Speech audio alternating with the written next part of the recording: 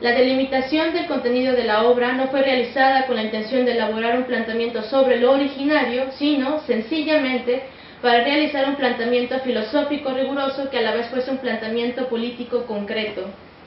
La ambición de la originalidad que se le presentaba a Molina Enríquez como un sentir general, al presenciar el conflicto de la Revolución Mexicana, se torna en una posición crítica al asimilarla con los elementos brindados por su educación positivista.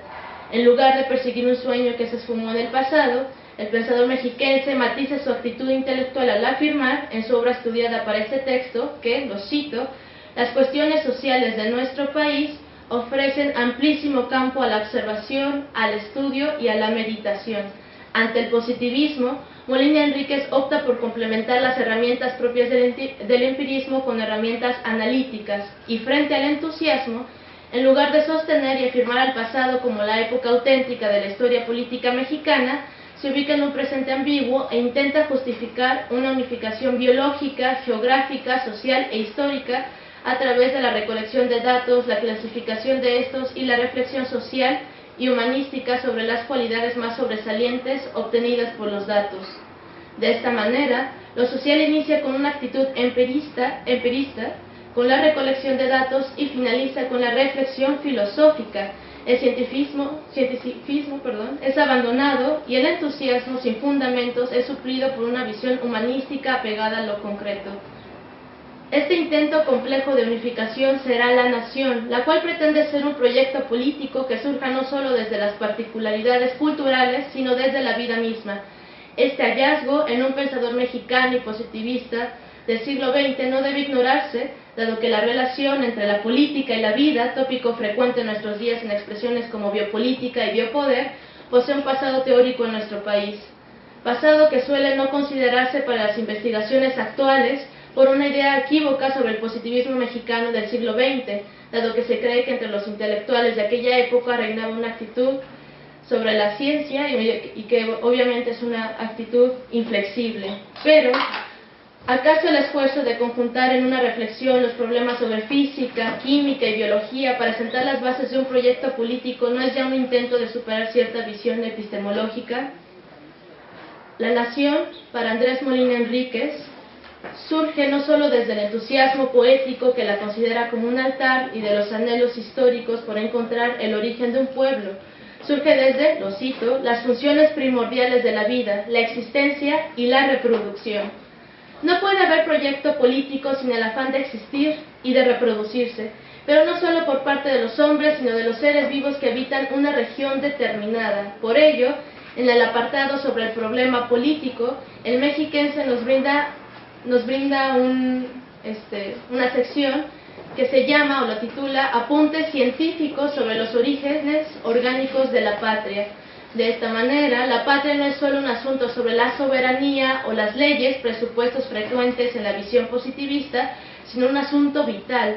Los seres vivos se esfuerzan por existir y los hombres deben esforzarse por habitar una región con una fauna y flora específicas. Por ende, la patria es un asunto político posibilitado por una expresión específica de la vida.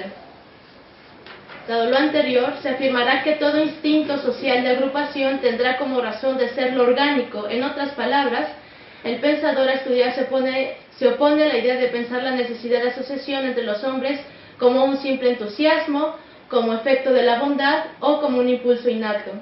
La necesidad de ser protegido y de proteger se origina por la fuerza misma de la vida, por el afán de existir, y a su vez este afán será la base para cualquier asociación. Lo cito: en las mismas condiciones orgánicas de la familia se encuentran los orígenes orgánicos también de la sociedad. Ya hemos dicho que lo que se llama generalmente instinto social y se considera como un sentimiento innato en el hombre es una consecuencia del funcionamiento orgánico de éste. La idea central de la cita anterior no es una justificación universal y científica de la asociación social y política. Al contrario, es visibilizar para cualquier hombre el ideal de la patria. En otras palabras, se desea que el hombre encuentre el sentido de asociación en una necesidad cotidiana e ineludible y no en un sentimiento profundo y espontáneo. Se desea hacer evidente el sentido de pertenencia, no inspirarlo, lo cual atiende al deseo de evitar soluciones normativas. La nación, como la expresión más álgida de la asociación, debe ser entendible para cualquiera a través de la ejecución de sus necesidades básicas, como el subsistir, la protección y la comunicación. En pocas palabras, la nación comienza a experimentarse y vivirse como un lazo necesario por cualquier persona que se asocie con otra. Lo anterior nos muestra una expresión de la nación ajena a nuestro sentir contemporáneo, el cual considera que la nación ha sido y aún continúa siendo una mera imposición teórica y política. Lejos de esto, la patria, descrita por Molina Enríquez, es un esfuerzo ético que también ha pretendido ser una consecuencia vital u orgánica, es decir, la patria se ha planteado en México desde hace más de 100 años como un problema filosófico que conlleva en sí el respeto a la vida en todas sus expresiones y no solo como la construcción de un programa ideológico. Y bueno, un paréntesis, creo que esto es de suma importancia porque se suele descalificar el concepto o el proyecto nacionalista o de nación porque ciertos partidos políticos o ciertos actores políticos la han usado precisamente para un discurso ideológico, y habría que diferenciar la nación utilizada precisamente en un discurso de propaganda y diferenciarla del uso de nación como concepto, que creo no es lo mismo, no juega el mismo papel. Consecuentemente, esta forma última de asociación debe entenderse como, lo cito, resumen de todas las fuerzas sociológicas derivadas directamente de las faenas orgánicas que rigen el organismo total humano, que tienden a la unidad del ideal común. Dicha unidad será resultado de la fuerza vital hallada en el hombre, así como de un esfuerzo consciente o voluntario. Lo cito en extenso. La unidad de origen, de condiciones de vida y de actividad propias de una agrupación patria, de por fuerza se tenía que traducir en otras manifestaciones de identidad. El tipo físico como resultante de la igualdad y de la continuidad de las condiciones ambientes. Las costumbres como resultantes de iguales esfuerzos en el sentido de la adaptación a esas mismas condiciones ambientes. La lengua como resultante de la comunicación necesaria entre todas las unidades. El deseo evolutivo como resultante de la misma evolución común, y los deseos, los propósitos y las tendencias como resultantes de una misma dirección total de las fuerzas vivas de las mismas unidades. Las manifestaciones de identidad como el lenguaje, las costumbres y valores son consecuencias de un esfuerzo vital particular, además de ser una construcción social e histórica. La identidad emerge de un suelo real, de una población concreta y de un deseo de cohesión auténtico que se expresa de manera inconsciente tanto como consciente. La unidad del territorio es tan determinante como el deseo de cohesión de la población. La expresión del ideal común a través del lenguaje es tan sólida como esa expresión a través de las costumbres.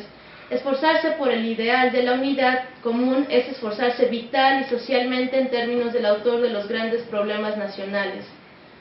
La unidad dentro del planteamiento anterior no puede pensarse como sinónimo de homogeneización o como negación de las particularidades, porque, recordemos, estas conclusiones se obtienen después de la descripción geográfica y demográfica del país.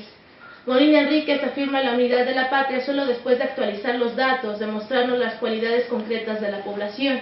Y en el apartado que les mencioné sobre los apuntes científicos del origen orgánico de la patria, él hace todo este recorrido, describe geográficamente el país y describe los estados, cómo es cada población, cuáles son sus principales ingresos, con qué actividades económicas, sus rasgos físicos.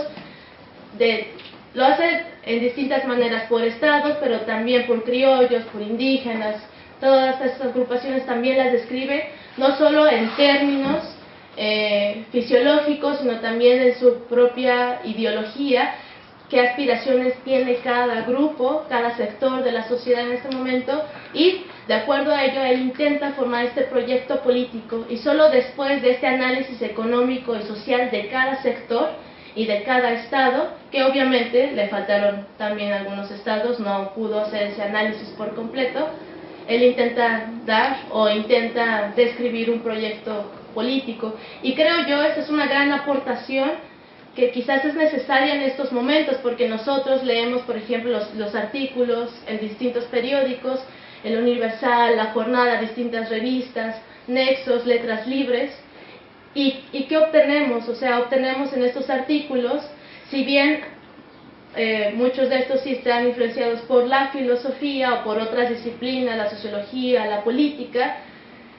En ocasiones solo se dan afirmaciones de este tipo, como que la educación es la herramienta más sólida, otro tipo de afirmaciones como el pueblo o la sociedad mexicana debe de recuperar el Estado a través de la democracia, pero no se describen las limitantes de cada sector. Habría que preguntarnos desde la filosofía y desde otras disciplinas cuáles son las limitantes en este momento de los estudiantes, cuáles son las limitantes de los intelectuales en este momento, no solo sus fortalezas, sino también cuáles son las limitaciones de cada uno de estos sectores y vaya, teniendo en cuenta debilidades y fortalezas, que creo yo es algo que podríamos tomar como ejemplo de Molina Enríquez, y esto aprovecharlo para describir y quizás fundar otro proyecto político que se adecue a las circunstancias de este momento.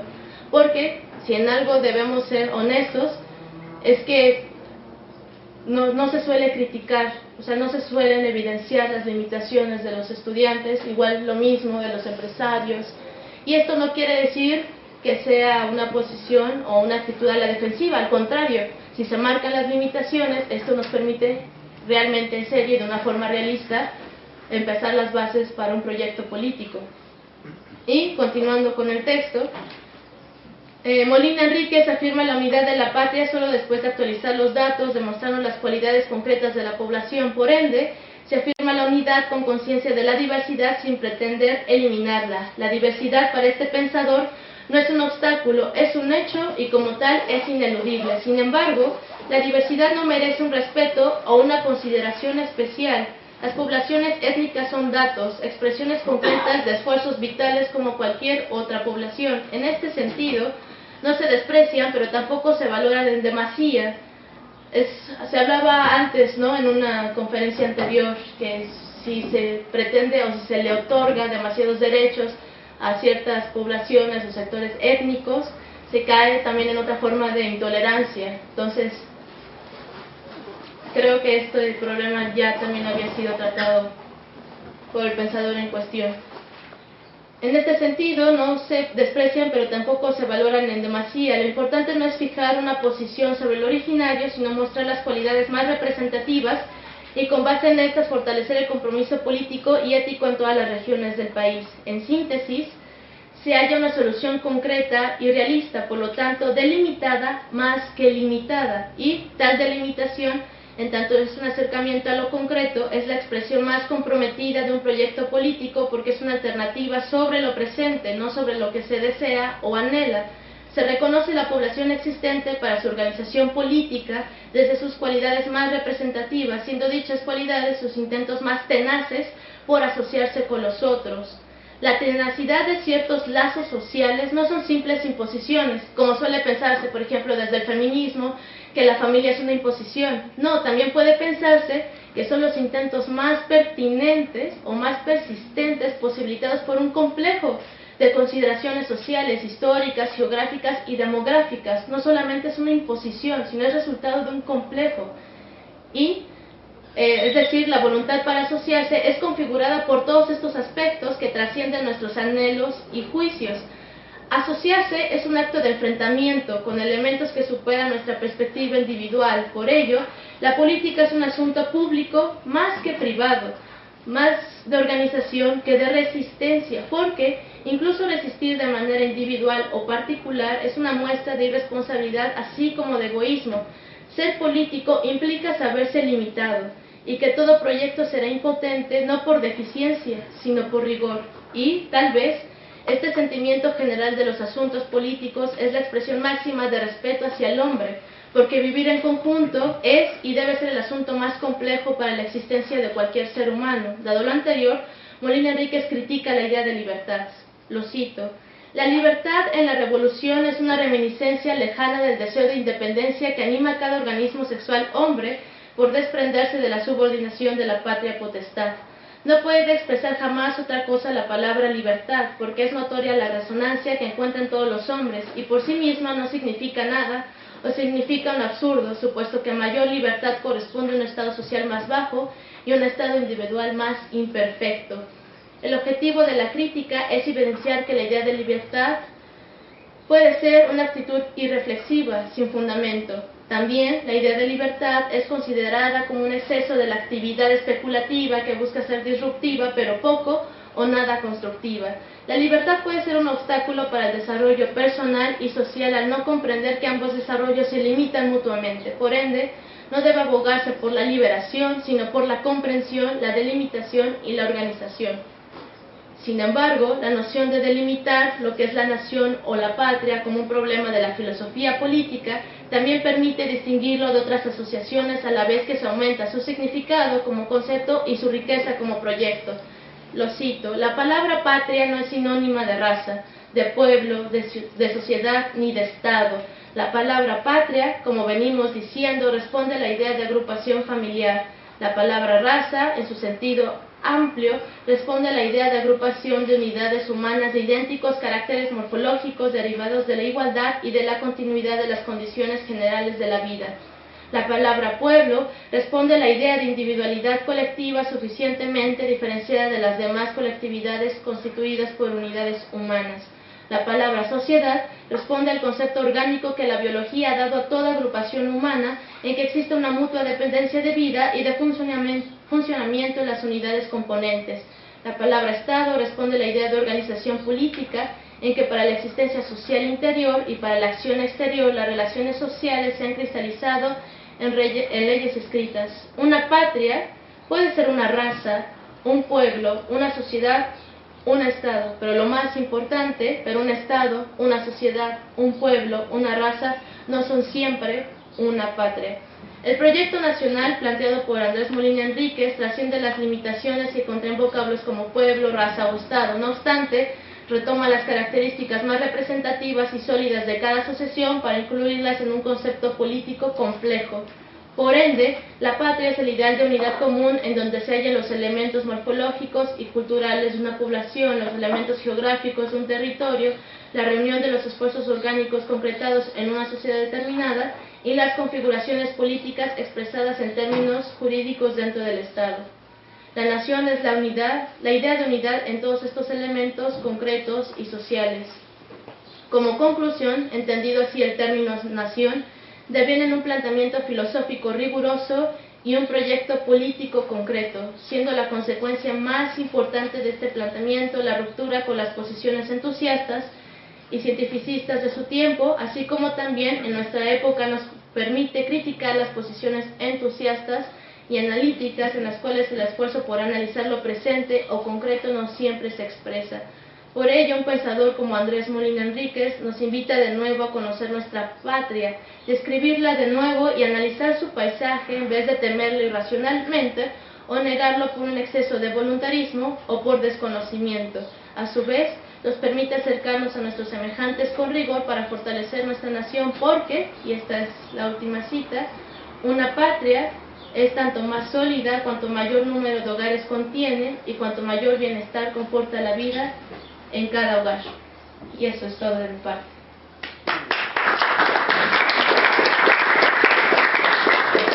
Muchas gracias y felicidades a Frida López por esta penetrante valorización de Andrés Molina Enríquez, sin duda uno de los pensadores políticos más importantes del tránsito del siglo XIX al siglo XX en México. Tiene ahora la palabra Alfonso Vázquez Salazar. Adelante, Alfonso. Muchas gracias, Ismael. Bueno, antes que nada agradezco la invitación a la Facultad de Filosofía de León, al maestro Ismael Carballo Robledo, director de la misma, a su espléndido equipo académico, encabezado por Íñigo Ongay. Muchas gracias por la invitación y por el reconocimiento también. Quiero hablar un poco de cómo surge, cuál es la génesis de esta mesa paralela a México, que tiene, en efecto, como lo comentamos hace unos minutos con Íñigo, tiene resonancias althuserianas. Recordemos el libro de Luis Althusser de finales de la década de los años 60, que se llamaba Leer el Capital, que después fue traducido como una consigna, como un manual más bien, como para leer el Capital, cuando es leer el Capital, ir directamente al Capital para comprender ahí de una u otra manera las estructuras de las sociedades capitalistas contemporáneas, y de ese modo tratar de encontrar los elementos para plantear una reflexión y sobre todo una práctica política anudada con esta práctica teórica.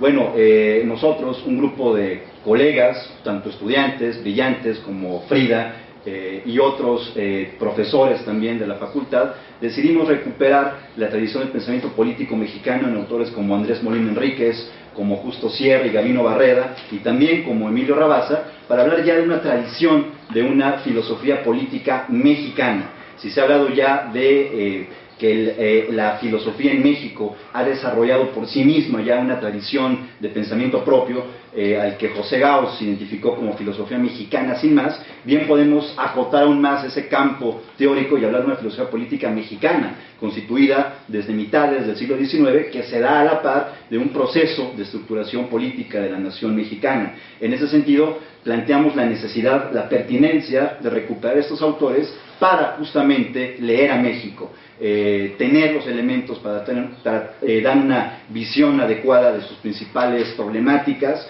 y sobre todo tratar también de dar respuestas y constituir, como lo señaló Frida en su exposición, un proyecto realmente viable, adecuado, óptimo, de acuerdo a la realidad del siglo XXI tan compleja, tan caótica aparentemente, pero la cual puede ser comprendida a partir de sus determinaciones teóricas realizadas por este tipo de autores. En este caso voy a hablar de Emilio Rabasa, uno de los tantos filósofos políticos, polémicos, un tanto relegados, pero que son fundamentales, porque tanto Molina Enríquez como Emilio Rabasa son los ideólogos de la Constitución Política de 1917, que actualmente nos rige independientemente de las enmiendas constitucionales, de las reformas. Hay una visión que prevalece y esa se debe fundamentalmente a estos ideólogos y a estos filósofos políticos. En el caso de Emilio Rabasa, desde luego que tiene una preocupación por la cuestión nacional, cómo constituir la nación política a principios del siglo XX, pero sobre todo cómo hacer que esa nación mexicana prevalezca en una estructura política en la cual se vuelva a conciliar la ley y el poder. Y bueno, eso es lo que voy a tratar en este breve trabajo, para posteriormente iniciar el diálogo y la reflexión con todos ustedes. Ley y poder en Emilio Rabasa en esta mesa de Para leer a México. En el año de 1912 se publicó en México una obra fundamental no solo para la reflexión jurídica e histórica sobre nuestra nación, sino una de las más emblemáticas y decisivas para el campo teórico y problemático de la filosofía política mexicana. El chiapaneco Emilio Rabasa, en los albores de la Revolución de 1910 y después en pleno gobierno maderista, caracterizado por las tensiones entre el antiguo régimen y el emergente, y finalmente por la violencia política que condujo a la sonada golpista de Victoriano Huerta y al asesinato de Madero en 1913, escribió La Constitución y la Dictadura, uno de los antecedentes teóricos del proyecto constitucional de 1917, próximo ya a conmemorar 100 años de regir nuestra vida pública, y además una obra excepcional para comprender las funciones del Estado, la constitución jurídica de la nación y el tipo de régimen político necesariamente adecuado a ella. Es decir, una herramienta analítica y crítica indispensable para pensar con rigor las relaciones y las tensiones entre la ley y el poder, o entre el derecho y la realidad política de una nación en específico, en este caso de la nación mexicana. Por lo demás, todos ellos han sido problemas y temas recurrentes en la filosofía política desde Platón, con diálogos como la república, las leyes y el político, hasta por ejemplo el concepto de lo político, formidable obra de Carl Schmitt. La obra de Rabasa puede describirse como un intento serio por abarcar desde un horizonte histórico crítico las principales directrices políticas de la nación mexicana en un momento decisivo para configurar el nuevo orden constitucional con el cual se vertebraría el régimen político emanado de la experiencia social revolucionaria de 1910 y de los años que le siguieron hasta 1921. En la correspondencia entre Emilio Rabasa y Porfirio Díaz, por ejemplo, mencionada en el último de los libros del historiador de las ideas norteamericano Charles A. Hay, Emilio Rabasa y la supervivencia del liberalismo mexicano, publicado apenas en el año 2008 por el Fondo de Cultura Económica, Rabasa hace dos confesiones al expresidente mexicano de origen oaxaqueño. La primera de ellas era que su libro, La Constitución y la Dictadura, no le iba a gustar. Cito a Rabasa: le dije que mi libro de hecho iba a ser una justificación de su régimen, señaló Rabasa con absoluto desenfado. La otra, altamente significativa, era que, lo cito nuevamente, mucho tiempo después de que los que publican de puro elogio hayan pasado al olvido, el mío, el libro de Rabasa, estará en la biblioteca de cada hombre que tenga interés en su país. Fin de cita. Rabasa no se equivocó. Su lugar tan perdurable como insólito en la historia del pensamiento político mexicano, y no solo en el del constitucionalismo jurídico, que ahora solo ha decaído en un mero formalismo sin contenidos teóricos ni históricos, es un hecho de suyo evidente. La pregunta es por qué los filósofos mexicanos no se han ocupado de un autor tan anómalo y profundo como Rabasa, cuando en su obra ha planteado problemas y tesis tan fundamentales y decisivas para comprender nuestra realidad política y que pueden orientar la reflexión sistemática sobre ella, sobre todo si tomamos en cuenta también otro dicho del propio Rabasa, que decía, cito, para mí pensar sin un lápiz en la mano es medio pensar, fin de cita. La mirada de Emilio Rabasa, pues, es implacable. No solo asume la perspectiva del realismo político para abordar la historia de la nación mexicana con suma precisión e ironía, asemejándose con ello al estilo de otros filósofos y escritores políticos como Marx, por ejemplo, sino que también esa reflexión rigurosa de tipo racional que realiza sobre la historia de nuestro país, la desarrolla con la propuesta de un aparato teórico en particular, que es el del liberalismo y positivismo del siglo XIX. O sea, como señala Hale, desde la perspectiva o supervivencia del liberalismo porfiriano, que también es de algún modo el liberalismo juarista y desde luego también el liberalismo positivista. Se quiere excluir a Porfirio Díaz de esta corriente teórica tan importante que fue el liberalismo mexicano, el liberalismo social, el liberalismo político y el positivismo, que él de otra manera ayuda a consolidar en su régimen, y no se percatan de la fundamental intervención, ¿no?, política que tuvo Porfirio Díaz para que esto se pudiese desarrollar adecuadamente.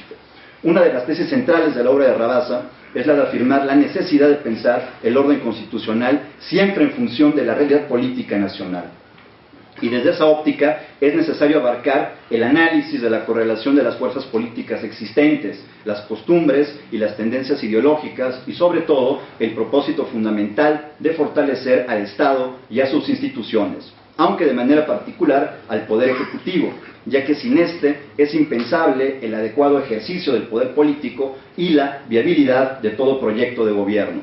Otro punto importante que conviene destacar en la obra de Rabasa es la caracterización que hace de términos y conceptos fundamentales para comprender la política y la historia de México, como el concepto de pueblo, soberanía popular y democracia. En el caso del primero sostiene que es un concepto equívoco, entendido de muchas maneras y con la desventaja de ser empleado con ignorancia y sin el debido rigor conceptual. Todo ello hace que cuando se habla de pueblo se convierta en la fuente de múltiples teorías equívocas y sobre todo en la fuente de la demagogia. Para Rabasa, el pueblo pues no es la muchedumbre o la masa social en conjunto, ni los sectores bajos en oposición a la parte culta y acomodada de la sociedad. El pueblo para Rabasa siempre será el elemento activo de la sociedad política, o si se quiere, cito, la parte de la sociedad que tiene conciencia de la vida nacional, o sea, la suma de individuos capaces de ejercitar los derechos políticos, fin de cita. Así pues, si el pueblo es el elemento activo y consciente de la vida nacional, no puede ser equiparado con las masas ignorantes, sino con los intereses y ambiciones de las diversas facciones políticas y grupos que intervienen activamente en la lucha por el poder, aunque sin la necesaria perspectiva histórica, para lograr que su acción sea realmente eficaz y patriótica. No son entonces, ni han sido, las masas ignorantes las que hacen la historia, como se han cansado de decir los más eximios historiadores liberales decimonónicos de la nación mexicana, sino los grupos y las facciones conscientes de sus apetitos, pero sin la perspectiva histórica nacional, que en lugar de prestigiar las instituciones políticas nacientes de la Revolución de Independencia, más bien contribuyeron con su acción facciosa al resultado contrario, al desprestigio de todos los sistemas y a la ausencia, por lo consiguiente, citó a Rabasa, de un símbolo de fe para todos los espíritus, fin de cita, y a la imposibilidad de crear al fin el alma nacional. Aquí cito a Emilio Rabasa en extenso. El argumento de las masas ignorantes, que aún hoy suele prosperar en la ligereza de los editoriales de periódico, no tiene valor ninguno. Las masas ignorantes no gobiernan en ninguna parte y precisamente el pecado del jacobinismo democrático consiste en haberlas contado como factor de gobierno. Para la vida política, para la influencia en los destinos de un país, el pueblo es la parte de la sociedad que tiene conciencia de la vida nacional. Lo malo es que la palabra pueblo tiene en los idiomas occidentales tres connotaciones que la ignorancia y muchas veces el simple descuido confunden: la de masa social en conjunto, la de suma de individuos capaces de ejercitar los derechos políticos, y la de pueblo bajo, por contraposición a la parte culta y acomodada de la sociedad. De esta confusión han nacido todas las teorías falsas y todas las vociferaciones perversas de que se alimenta la demagogia. Fin de cita. De este modo, se observa que Rabassa desestima el argumento de que sea el pueblo el verdadero factor de gobierno, o que las masas sean las que hagan la historia. Más bien, para él siempre es una minoría dinámica o activa la que participa en el juego político, y con sus acciones se hace plenamente responsable del acontecer nacional y de todos sus avatares. Sin embargo, Rabassa también es plenamente consciente de la importancia de los significados sociales y de los símbolos. Sabe muy bien que estos tienen una función muy importante en la configuración del imaginario o de la conciencia nacional. Por ello, sostiene que el principio de la soberanía popular, que fue la idea principal que animó la Revolución de Independencia, tenía que ser mantenido a través de la institución que lo representaba, y esa instancia no era otra que el Congreso Constituyente, el cual, asumiendo plenamente su función de depositario de esa soberanía popular, de esa idea en 1821, ejercía la facultad de hacer las leyes y de proclamar la forma de gobierno y la organización política que la nación requiriera. Pero la principal razón para sostener el principio de la soberanía popular no era solo por el prestigio político y filosófico que le había otorgado la Revolución Francesa y el pensamiento de la Ilustración que recorrió la metrópoli y animó la lucha de independencia en las colonias americanas, sino porque además ese principio era ya una realidad plenamente constituida y reconocida a lo largo y ancho del mundo, tanto por constituciones políticas como por gobiernos plenamente efectivos. Así pues, lo consecuente hubiera sido que los distintos actores políticos en México asumieran plenamente el compromiso con dicho principio y acordaran sobre él la mejor forma de gobierno para la naciente nación política, la cual podría haber sido monárquica en sus distintas variantes o incluso republicana. Pero las ambiciones desatadas destruyeron el prestigio del principio político de la soberanía popular y lo sustituyeron por el principio de la fuerza, el cual también fue pronto desestimado por no haber logrado mantener ni el respeto ni el temor, pasiones fundamentales para cuestionar la vida pública y establecer un adecuado proyecto de gobierno. He aquí los elementos que resaltan el realismo político de Rabassa.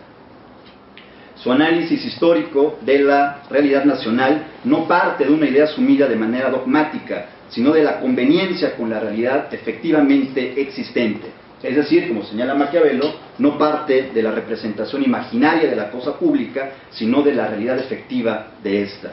Aunque desde luego su reflexión se orienta hacia el objetivo primordial de constituir la nación política a través de un orden constitucional basado en la propia experiencia que la historia registra y que debe permitir la construcción de instituciones perdurables que rijan la vida pública de México. Por eso a Rabassa no le importa tanto si la forma de gobierno deba ser monárquica o democrática, o si una constitución establezca o no la necesidad de asumir como oficial a la religión católica, sino que más bien interesa saber si las condiciones históricas posibilitan o no, permiten o no que tal forma de gobierno o tal religión sean lo suficientemente eficaces para lograr constituir la unidad nacional y con ello la nación política a través de un Estado fuerte. Esa es la causa de que a Rabassa le tenga sin cuidado la forma de gobierno o la religión nacional. Lo que no debe permitirse es echar por la borda el prestigio de un principio político o incluso el prestigio de la fuerza misma, o sea, el poder, ya que son los elementos que no solo legitiman a un orden político determinado, sino que lo posibilitan y permiten la consolidación de instituciones sólidas y perdurables. Lo que ocurrió entonces en los primeros años desordenados de la vida pública de México, explica Rabassa, fue el desprestigio de todos los sistemas políticos, ya fueran basados en un principio filosófico como el de la soberanía popular o en el ejercicio de la fuerza. Y a esa situación caótica se sumó el desprestigio final de toda autoridad emanada de la ley suprema o constitución, en este caso la del 24, la del 36 y la del 43. La descripción de este panorama desalentador conforma el arranque poderoso del primer capítulo de la Constitución y la dictadura, que da una idea a la vez global y sintética del asunto principal de la reflexión de Rabassa, que consiste en responder a la pregunta de qué hacer para que un orden político prevalezca ante el desprestigio de todos los sistemas en un lapso apresurado de 25 años. Es decir, cómo hacer posible la edificación de un orden institucional que permita conciliar otra vez la ley y el poder, con la finalidad de hacer viable un auténtico proyecto nacional. Es decir, es la misma pregunta que se hace Lenin también en el 17. ¿Qué hacer? Sobre esto cito: en los 25 años que corren de 1822 adelante, la nación mexicana tuvo 7 congresos constituyentes que produjeron como obra un acta constitutiva, 3 constituciones y un acta de reformas, y como consecuencias 2 golpes de Estado, varios cuartelazos en nombre de la soberanía popular, muchos planes revolucionarios, multitud de azonadas e infinidad de protestas, peticiones, manifiestos, declaraciones y de cuanto el ingenio descontentadizo ha podido inventar para mover al desorden y encender los ánimos.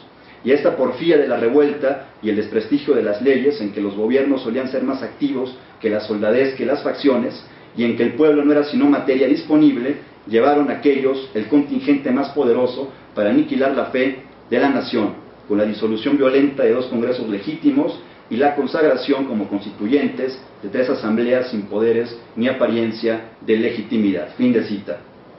Así pues, y a manera de conclusión provisional, puedo señalar que la obra de Rabassa permite clarificar la relación existente entre el poder político y la legalidad constitucional. Para el pensador político chiapaneco, la fuente del derecho es la fuerza y no a la inversa, ya que muchas veces, cito aquí a Rabassa, la ley escrita ha demostrado su incurable impotencia. Fin de cita. Y por otro lado, la ley o el derecho de un pueblo se defiende mejor y se hace prevalecer cuando se es plenamente consciente de su fuerza o poder.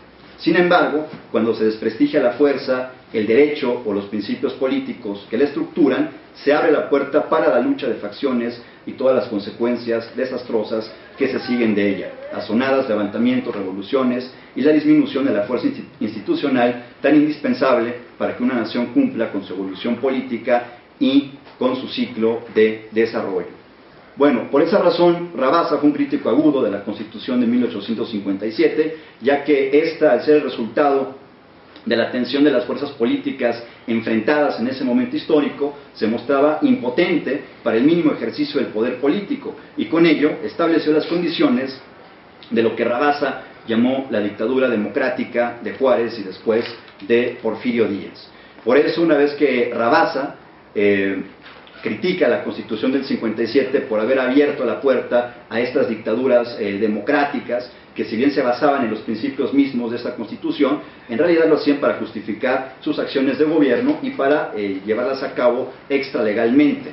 Rabassa plantea en esta coyuntura histórica de 1912 la necesidad de pensar un orden constitucional adecuado que permitiera un margen óptimo para el ejercicio del poder político por parte del Ejecutivo y que tuviera a su vez ese respaldo constitucional para no volver a repetir esos ejemplos de desajuste a nivel histórico que se dieron en los gobiernos de Juárez y de Díaz. Y si bien Rabassa fue el legislador ausente de la Constitución del 17 porque se encontraba exiliado en ese momento en Nueva York, después de haber servido como plenipotenciario para desactivar el conflicto entre México y Estados Unidos en el gobierno de Huerta, su obra, de una u otra manera, fue uno de los modelos que inspiraron la Constitución del 17, que cumple en este año 100 años ya de regir nuestra vida pública, y en ese sentido habría que advertir la lucidez que tuvo este pensador para plantear un orden político que superara esas contradicciones que él observó muy bien y logró resolver con el estudio de nuestra historia nacional reciente. Y bueno, con esto yo dejaría y terminaría mi intervención para pasar al siguiente punto de nuestra mesa. Muchas gracias.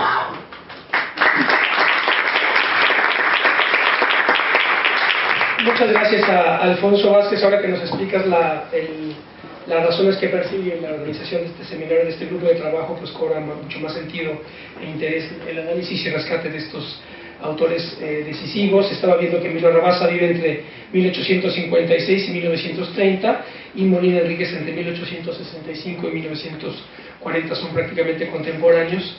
y teorizan y observan un proceso dramático de transformación de México en la actualidad, el México de la posrevolución. Quisiera ahora darle la palabra a Emanuel González para ofrecernos algún comentario y así detonar la discusión y el coloquio. Bueno, pues buenas tardes a todos ustedes. Agradezco a mi buen amigo maestro Ismael Carballo su amable invitación para formar parte de esta mesa de discusión. Quisiera felicitar primero a Alfonso Vázquez, agradecerle su ponencia.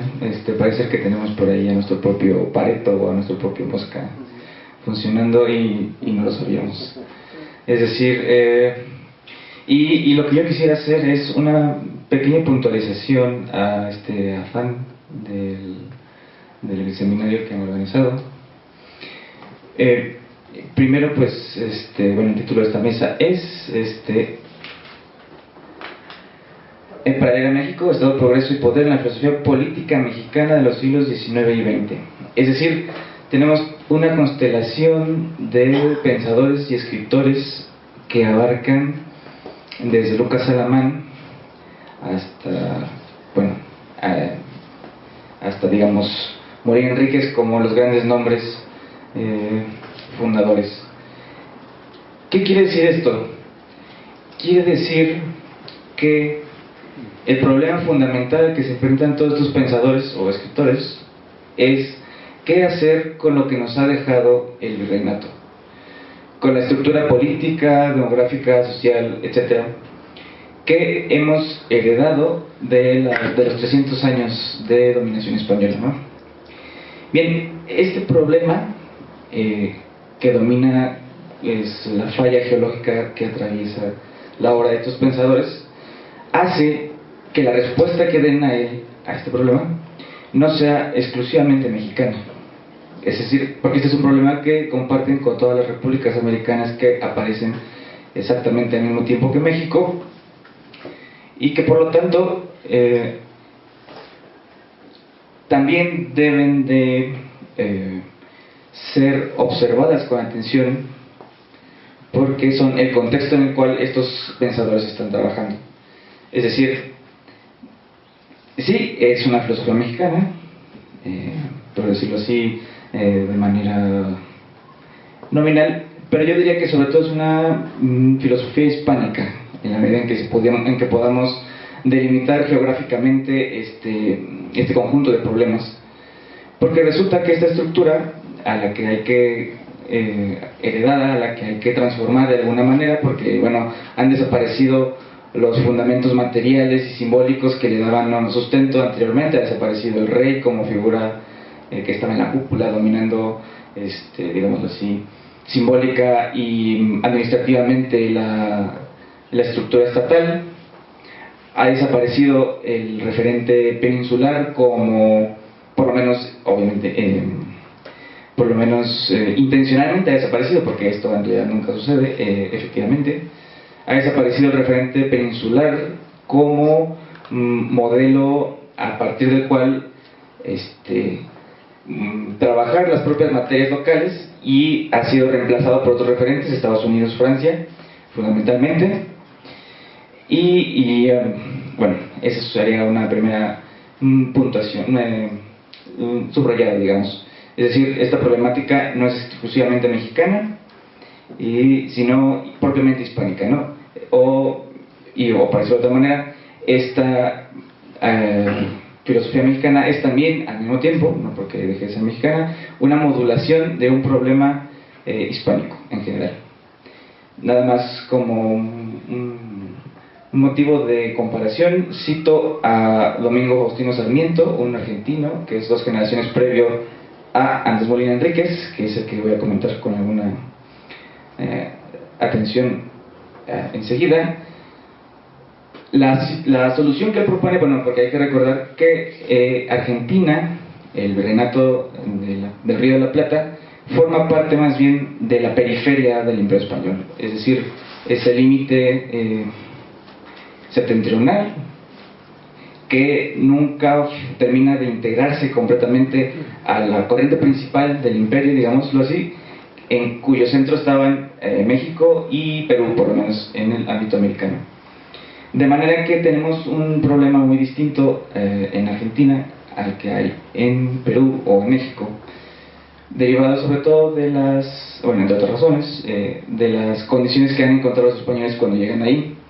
En Argentina no hay ningún gran núcleo poblacional o político que congregue poblaciones sedentarias a su alrededor, de manera que básicamente, bueno, y los indios que encuentran ahí son entre sedentarios y semisedentarios, de manera que la colonia española, cuando se instala ahí, se desarrolla, se despliega, como diríamos hegelianamente, tiene que atenerse a sus propios recursos, y sobre todo debido a la distancia con Perú, con Lima, que es el poder central, la ciudad imperial más cercana, se ve más inmiscuida con el circuito, por decirlo así, portugués del Atlántico Sur.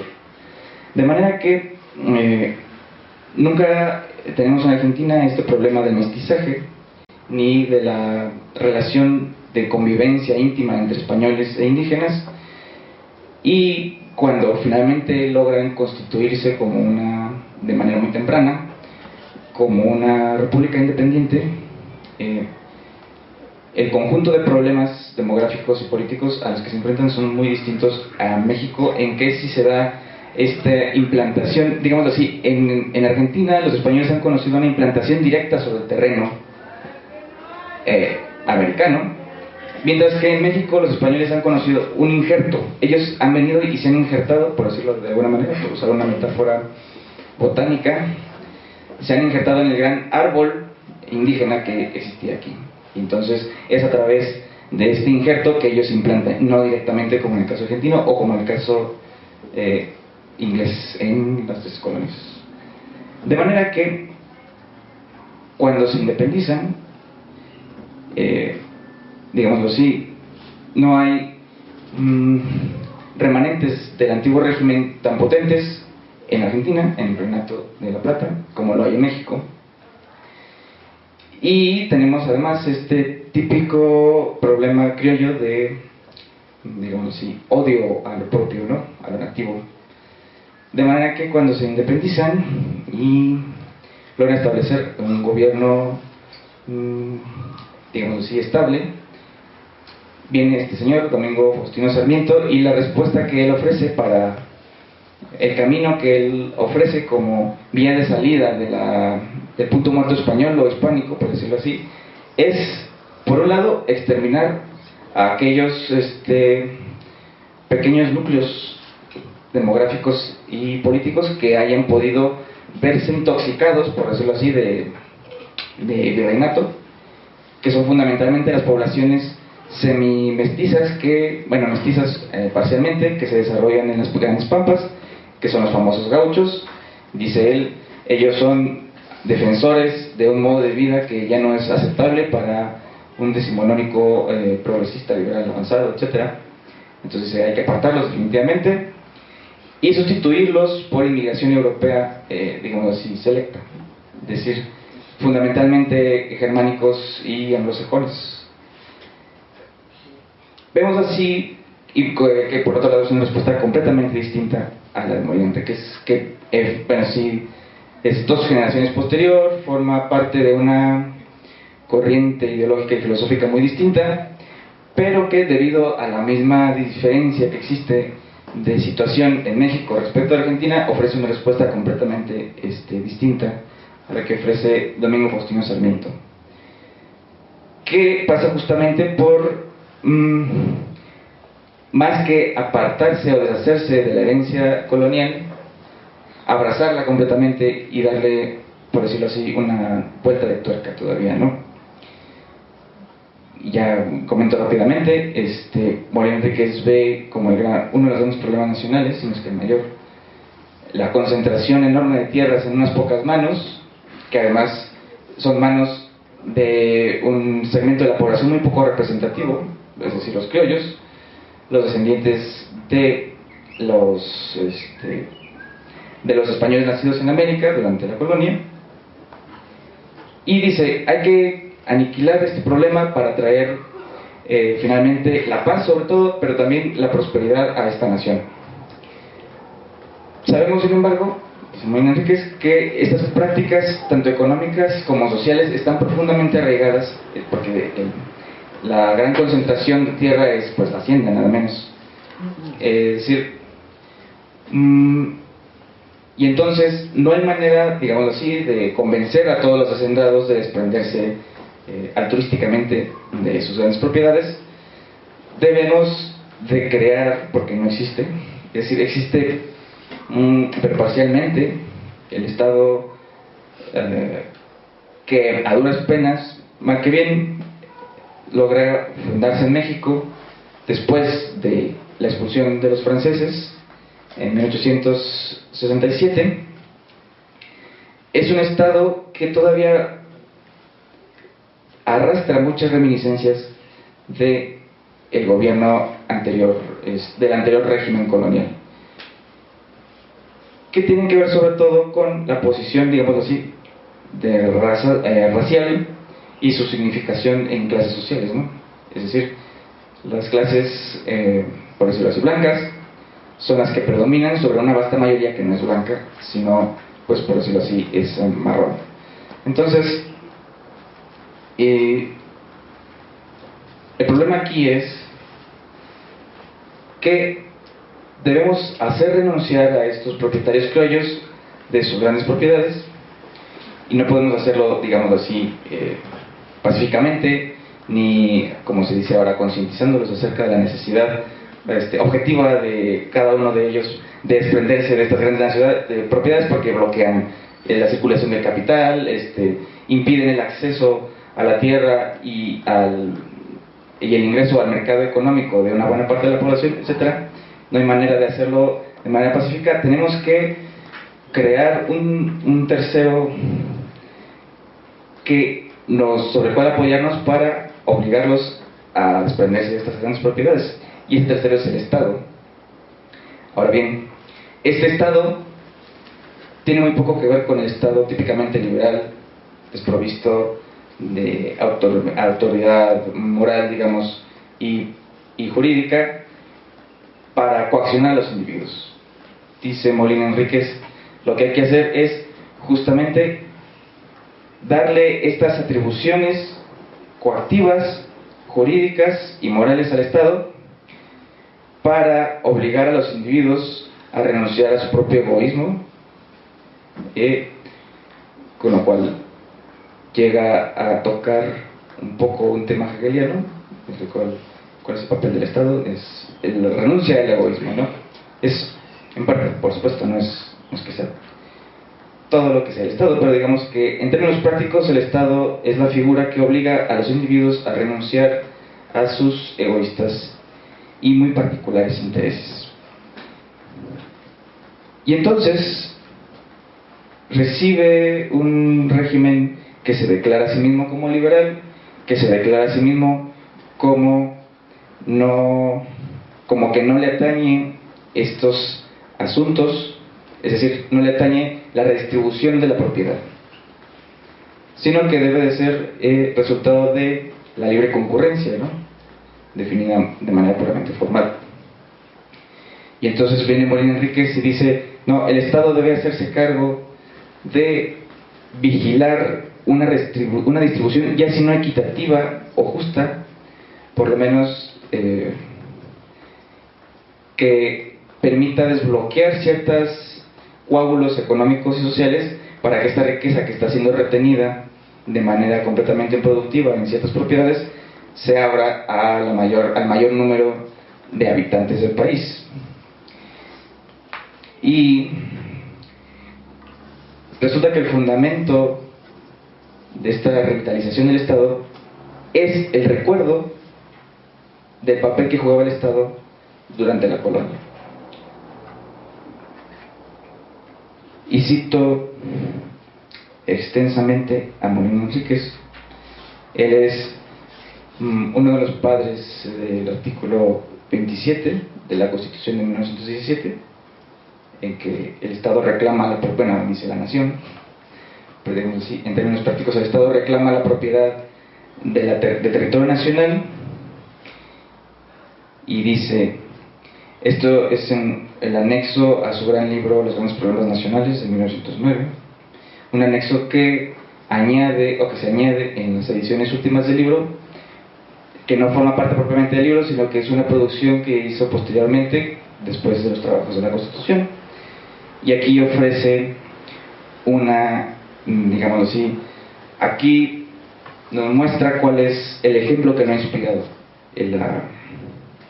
Bien, cito a Marín Enríquez: el derecho de propiedad primordial de la nación sobre todo el territorio nacional existía antes en el rey de España. Los derechos de dominio en calidad de propiedad privada de los particulares, dentro de los derechos de propiedad de la nación, constan en los títulos primordiales expedidos a los particulares en la época colonial, que son los títulos que amparan todavía los mismos derechos de los particulares. Nótese. La sumisión de los derechos de dominio de los particulares en calidad de propiedad privada a los derechos sociales, que ahora representa la nación, viene también de la época colonial, puesto que la nación ha sustituido al rey, que es la operación, digamos así, ideológica que realiza el mismo Marín Enríquez. Sustituir, obviamente, esto es, digamos así, en el ámbito de la representación, en el ámbito del ejercicio, está siendo una cosa completamente distinta. La aplicación de los derechos sociales que ahora representa la nación para imponer a los derechos de dominio de los particulares las modalidades que exija el interés público viene de la época colonial igualmente. La división de los derechos de dominio de los particulares entre los derechos de carácter individual de muchos individuos aislados y los derechos de carácter comunal de las agrupaciones de población genéricamente llamados pueblos viene asimismo de la época colonial. Las disposiciones de ejecución inmediata que para equilibrar los derechos de dominio individual y los de dominio comunal, como las restituciones y dotaciones en favor de los pueblos, tienen del mismo modo precedentes coloniales. Ninguno de los elementos jurídicos que componen el artículo 27 era nuevo ni desconocido en el momento en que dicho artículo se elaboró. Bien, yo creo que aquí se ve claramente esto que estoy diciendo, es decir, que efectivamente el problema al que se enfrenta Marín Enríquez es qué hacer con lo que hemos recibido en herencia para constituir una nueva nación nueva, pero su respuesta no puede de ninguna manera olvidarse ni aceptar la raza de la historia que ha precedido y en la cual, además de otorgar, o mejor dicho, además de ser esta historia la que nos constituye nuestro propio ser, es todo un cúmulo de gérmenes que vivos aún, en los cuales podemos inspirarnos para continuar la transformación de lo que hemos recibido. Y de manera que, bueno, reitero que aplaudo la iniciativa de este seminario de estudiar a estos autores nacionales mexicanos, entre los cuales seguramente habrá muchas sorpresas más del tipo de realismo político de Rabassa. Nada más yo invitaría a considerar un contexto más amplio, un contexto hispánico, en el cual habría que insertar a esta, digamos, filosofía política mexicana para que tuviera pleno sentido, lo cual además tiene implicaciones, digamos, metodológicas, porque eso nos obliga a mirar al mismo tiempo a otros autores de otras naciones hispanoamericanas que traten también de responder a estas mismas problemáticas. Y yo con esto concluyo.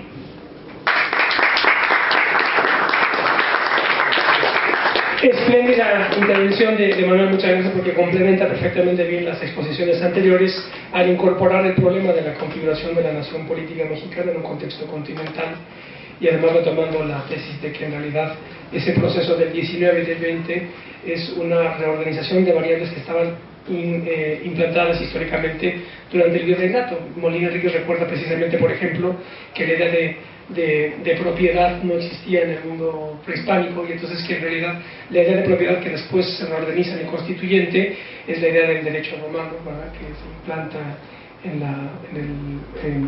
el virreinato.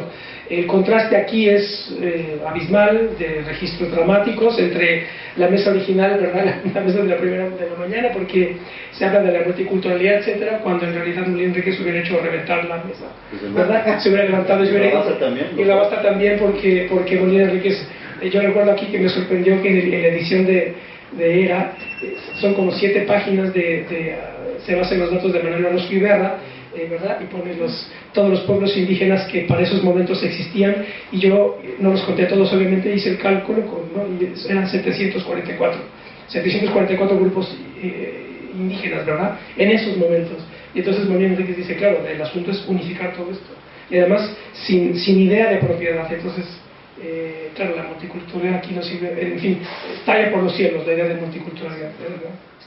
Y esto nos lleva ahora, nos conectará con la segunda mesa, la filosofía y la política hoy, es decir, qué ha pasado con autores como estos, ¿verdad?, con un fuste y una consistencia teórica tan importante, que tienen claridad a ras de tierra sobre los verdaderos problemas nacionales, y ahora que es flotar en la multiculturalidad y en el idealismo más confusionario, ¿verdad?, a mi juicio, que es lo que está pasando con la filosofía política en la actualidad. No sé si quisieran comentar algo ustedes por motivo de los comentarios de Manuel, o abrimos el coloquio a la adelante. Axel, nada más, por favor, sin problema. No, para la grabación es importante. Bien. Sí. Bueno, rapidísimamente nada más dos cosas. Yo creo que tanto en Rabasa como en Don Andrés hay una cuestión de fondo, que es la idea de nación, en donde se ve, no se aclara y nunca se define, y pervive una idea de nación combinada, porque existe una taxonomía rápidamente de la idea de nación, que es un universal. Entonces, si no identificamos las distintas acepciones de nación, el tema se nos revienta. Entonces, aquí hay una combinación, más allá de la parte, digamos, o zoológico-biológica del término nación, atendiendo a los contextos sociales, condición cultural, histórica o étnica, el concepto de la cuestión de nación política. Entonces superponen los dos temas tanto en Rabasa, no se distinguen ni en Rabasa ni en Enríquez, y en Don Andrés estoy más confuso.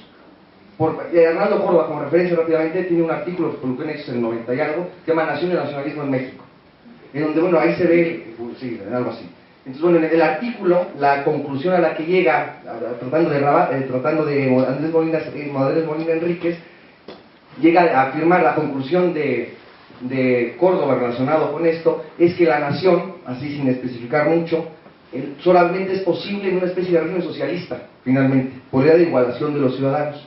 Entonces, como matiz, tanto en Rabasa como en Molina Enríquez, lo que sucede es que se pervive, y ese es el fantasma que pervive en esos dos, de una idea de nación como espíritu del pueblo, como alma del pueblo, y ahí está yo creo que el gran error, y superponerlo a una idea de nación política, porque eso de espíritu, alma del pueblo es pura, meramente metafísica, no existe tal cosa, y eso se ve en Rabasa. Entonces, ya para acabar, no quiero extender más, en Rabasa, por ejemplo, en la Constitución, la tesis central es la siguiente: la dictadura de Díaz es necesaria porque los postulados de la Constitución de 57 son impracticables en las condiciones nacionales. Es decir, la democracia liberal es imposible. Entonces decía Rabasa, la dictadura se hace una necesidad histórica para la pervivencia de la nación. Yo creo que en Rabasa está más claro todavía la distinción del aspecto de la nación política entendida como Estado, que como esos fantasmas todavía están en desmoronamiento, incluso aspectos raciales, ¿no?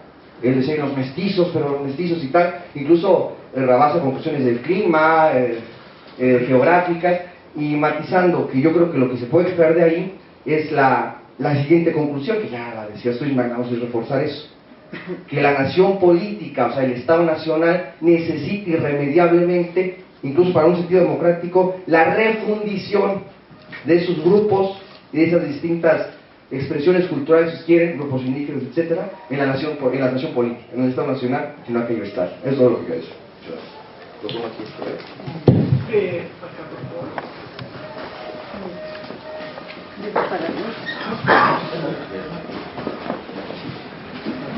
Para Alfonso Vázquez, nada más, o sea, un poquito el planteamiento de hacia el momento que se vive. Bueno, parece que estamos repitiendo el nacimiento de la independencia como Estado y de la revolución como Estado, y bueno, estamos frente a la misma crisis que puede perfectamente encajar lo de Molina Enríquez, lo de Barraza. Sin embargo, pues me surge me zumba demasiado la idea de la dictadura, ¿no? O sea, a fin de cuentas, México, a diferencia de Latinoamérica, de otros países latinoamericanos, de todas maneras cayó en una dictadura, ¿no? O sea, a pesar de todos los pensamientos y todas las discusiones.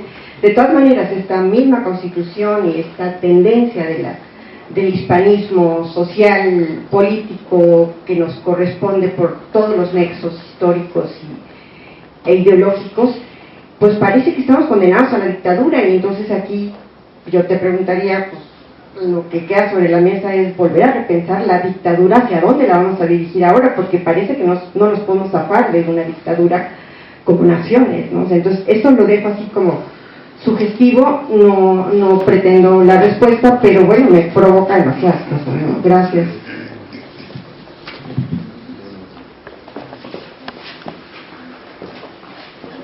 ¿Quieres responder? Compañero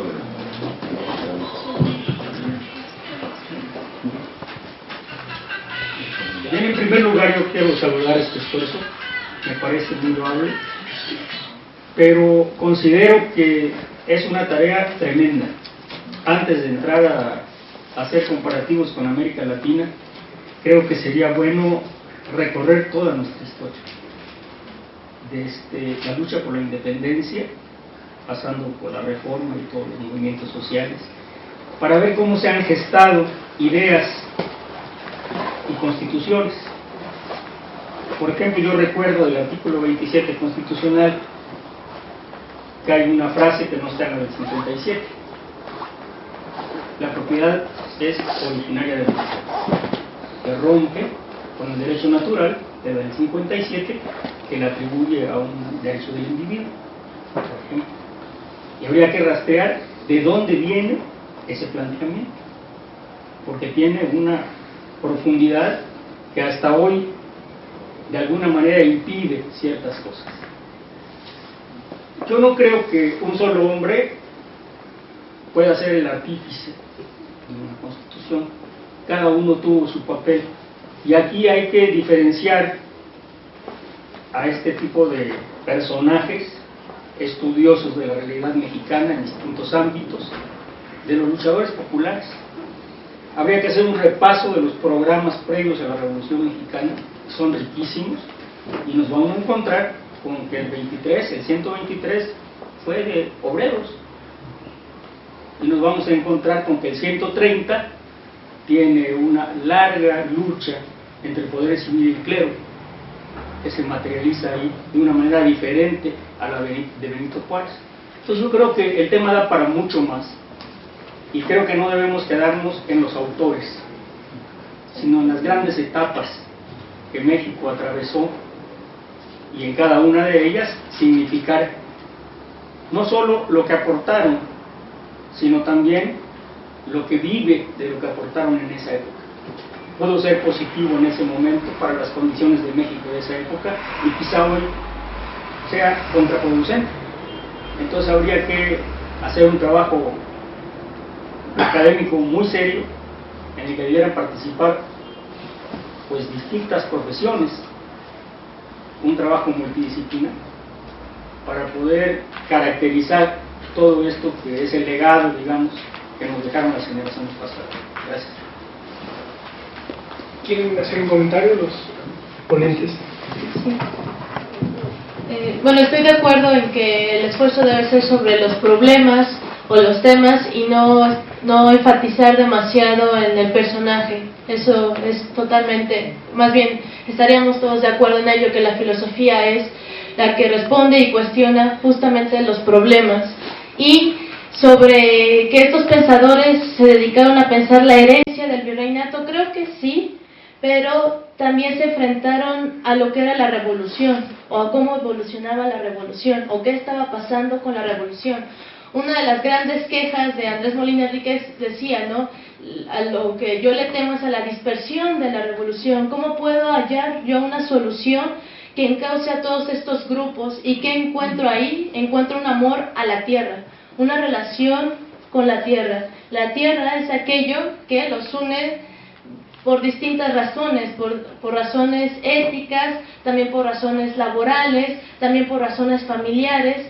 ¿Y qué hace con este problema? Sí, lo soluciona de manera jurídica a través de la propiedad, a través del artículo 27, a través de la Constitución, pero me parece que este problema que intenta solucionar con el artículo 27 es toda una traducción, es una traducción de un sentir general, de un entusiasmo general que no sabía cómo consolidarse, no sabía cómo solidificarse.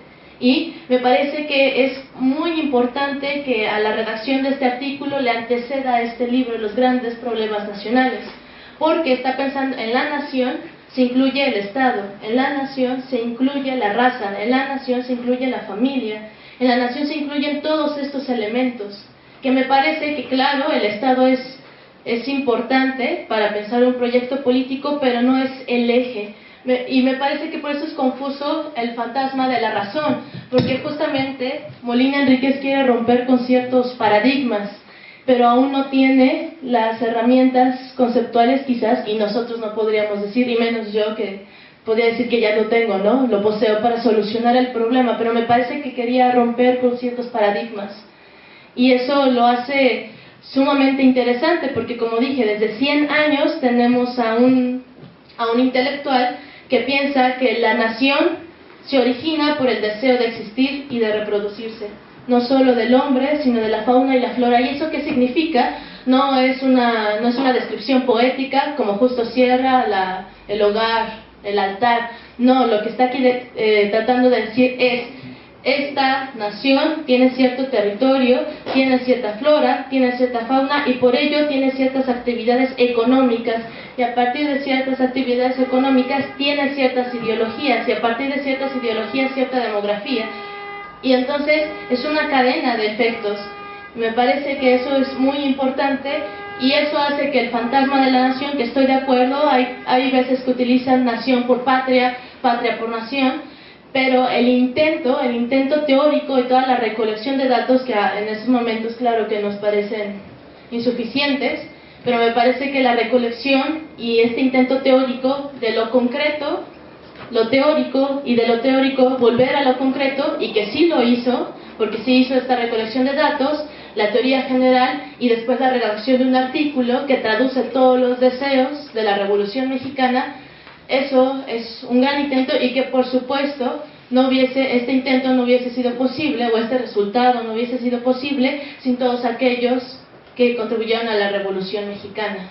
Por supuesto que no es un solo hombre, pero si hay que decirlo, hay hombres que sí van encauzando a soluciones específicas, y eso creo yo es lo importante frente a lo que decíamos, ¿no? Esta levedad de la multiculturalidad, por ejemplo. ¿Y por qué temerle a un concepto como la nación o al nacionalismo si todavía no se ha estudiado hasta su profundidad, hasta sus raíces? ¿Por qué temerle? Hay un artículo que salió, que no recuerdo, ¿quién le teme a la nación? Y precisamente quizás esa frase es la que debería volverse a tratar. ¿Quién le teme a la nación? ¿Por qué debería de temérsele si no la conocemos por completo? Y claro, esto no quiere decir repetir por repetir, y creo yo esto, quizás desmenuzándolo en un problema muchísimo más complejo, tiene que ver con la actitud del intelectual o del filósofo ante la política. ¿Por qué creemos, o de dónde surge este prejuicio ante la posmodernidad, ante la multiculturalidad, de que el hombre ha superado ciertas exigencias, como la exigencia de la propiedad, la exigencia de un trabajo, la exigencia de la seguridad? Que esos son los grandes temas que quizás le han dado legitimidad ahorita al presidente de los Estados Unidos. Todas esas exigencias, ¿en qué momento creímos que podíamos superarlas? Y claro, se presentó otro discurso, que era el discurso de las minorías, de la igualdad, de la libertad, feminismo, todas estas minorías, el problema social. Pero ¿qué hacer con todas estas exigencias concretas?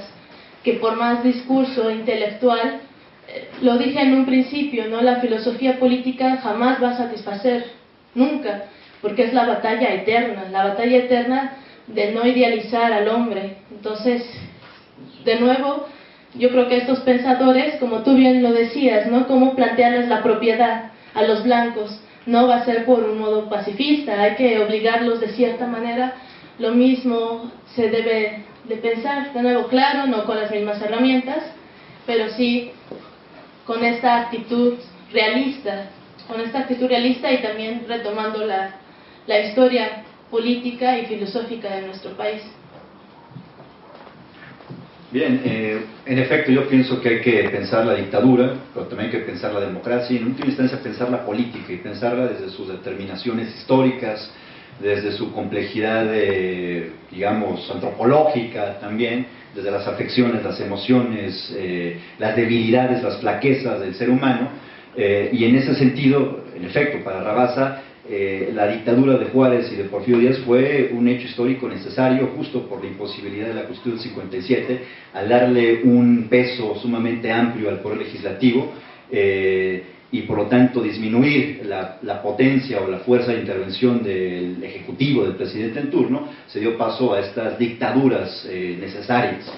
Justamente la apuesta de Rabasa fue, bueno, ¿cómo hacer posible una dictadura constitucional? Es decir, cómo desde la Constitución establecer una fortaleza al Poder Ejecutivo para que no se repitieran este tipo de fenómenos históricos que fueron necesarios, pero quizá ya no tan deseables en una nueva realidad de inicios del siglo XX y con la intención de que perdurara. Bueno, estamos en este momento en otras condiciones históricas, pero estos ejemplos, como bien lo señaló Campos Vega, señalaron también los otros participantes, es importante retomar las lecciones que han dado este tipo de pensadores y por eso la apuesta de nosotros para leer a México desde lo que se ha escrito en la historia más contemporánea y más reciente. Y aquí bueno, podemos seguir con la profundidad y con el debate de lo que está ocurriendo a nivel internacional. Yo también discrepo con el ponente de la mañana, no creo que el triunfo de Trump implique un retorno o una nueva reactivación del imperialismo norteamericano, más bien es el declive del imperialismo norteamericano, es la vuelta al nacionalismo. Y en ese sentido, le dice al mundo, ustedes háganse cargo de sus problemas, nosotros vamos a ver por los nuestros y ya vamos a dejar de financiar organismos que operan, digamos, con nuestros recursos, pero a favor de intereses que no tienen que ver con nosotros, aunque sí, en última instancia, hay una coincidencia de ellos. Pero hay otra etapa, es un retorno en efecto al nacionalismo y hay que pensar justamente la relación entre Estado político, nación política, con mayor especificidad, y en ese sentido la filosofía y la historia son las compañeras de viaje para comprender nuestra realidad y también nuestro presente. Un último comentario nada más de Manuel y... Sí, bueno, seguramente se debe a la torpeza de la exposición que he venido a dar ante ustedes, pero no he querido decir yo que hay que tirar el bote de la basura la historia nacional para reemplazarla por las historias hispanoamericanas.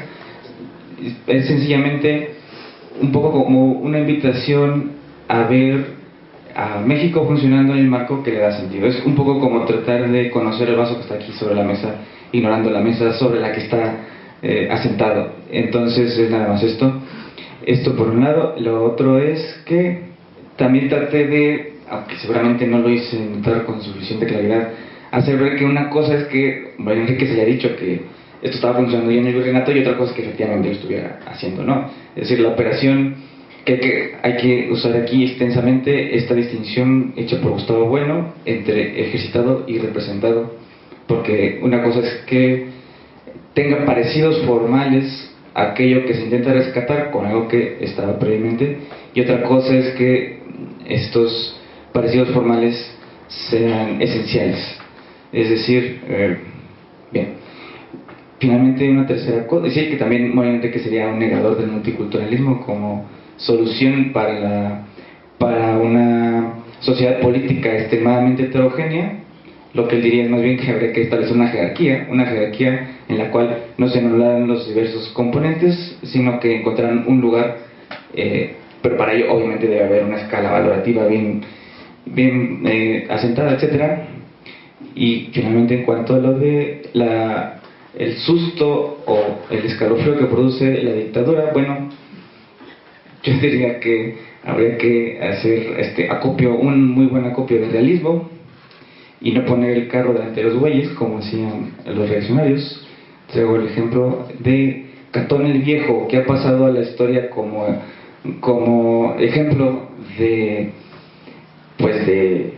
hombre romano íntegro, cabal, un verdadero hombre, vaya, que defendía a toda costa la república como forma política, pero más que la república, lo que defendía él era la precedencia de los valores militares en la constitución del orden civil.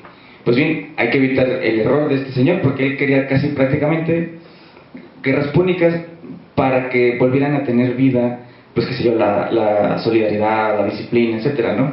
Ignorando que estos valores no son objetos primeros, sino el resultado de una situación que los exige y que se pueden dar o no, pero que no la precede, ¿no? Es decir, no tenemos ni disciplina, ni solidaridad, ni espíritu de cuerpo, etcétera, si no hay una guerra o la amenaza de una en ciernes. Así que solicitar estos valores sin que haya exigencia objetiva, es decir, es completamente metafísico, ¿no?